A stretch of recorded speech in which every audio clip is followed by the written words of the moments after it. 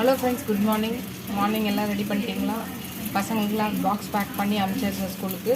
இன்றைக்கி காலேஜ் இல்லை, ஸ்கூலுக்கு மட்டும்தான். ஸோ அதனால் லன்ச் வந்து பண்ணியாச்சு.